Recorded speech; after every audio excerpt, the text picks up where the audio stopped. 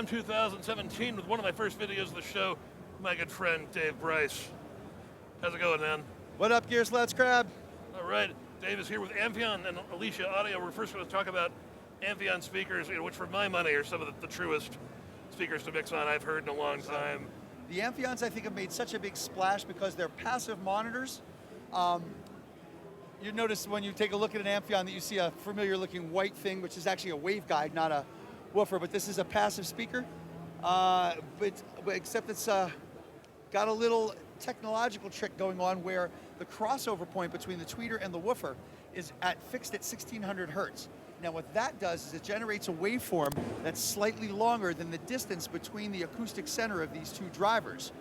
Therefore, the speaker can't reproduce the waveform, as it basically renders the crossover inaudible. So you know how you're listening to a speaker and you move your head, you can hear the balance change between the woofer and the tweeter? Yep. With Amphions, that doesn't happen at all. It's kind of like a tannoy where you have the tweeter in the middle of the woofer. The woofer in that case can be looking at a little bit because the woofer moves, you get intermodulation distortion. This does that same trick, except there is no intermodulation distortion, just a perfect phantom center. And because we're doing this trick, we also have to have perfect phase and time alignment. So that's the other thing the waveguide does, is it basically orients the driver so that the back of the tweeter and the back of the woofer are in line with each other, so you can have perfect phase. Basically, you can see here in the back of the Amphion that we have passive Radiator speakers. Basically, that is... okay. So it's kind of like... I heard your 218s at your house, and I never knew those were there. Right. Well, those basically, what those do is those move in opposition to the woofers on the front. So when the woofer on the front moves out, this one moves in. It basically maintains the balance of air inside the box. So that goes in, this goes out, and makes this thing think it's got a piston of air in there. And that's what's responsible for the really deep, really tight bass. We're also looking at interesting looking cables, and this is another part of the Amphion story that's really cool. If we opened up the speaker, you would see on one side black cable and on one side orange cable. It's very expensive cable, and what Amphion does is when someone wants interconnect, they use those same spools of cable to make the interconnect. So basically what's happening inside the speaker continues out all the way down to the amplifier. And you can end up with an orange set or a black set, depending on which reel is fuller, which is really a cool story. This is actually really important to take into account.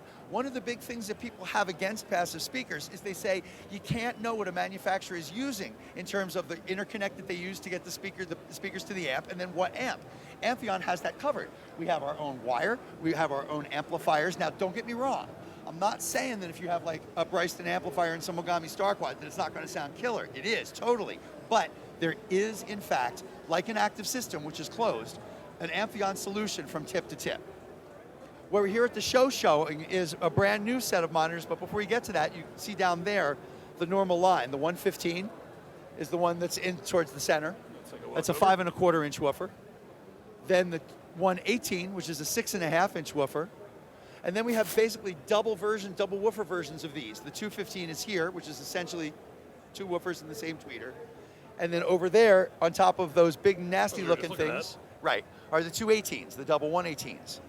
And then of course underneath that, those are the Amphion basses. Now those look like they might be subwoofers, and they kind of are, but not really in terms of, there's not a hard shelf crossover. There is a crossover point at 100 hertz, but it gradually transfers energy from the speaker on the top. So the crossover starts at about 400 hertz, 27 dB down, and then gradually crosses into the basses at about 100 hertz. So there's a natural transfer of energy that happens with this system.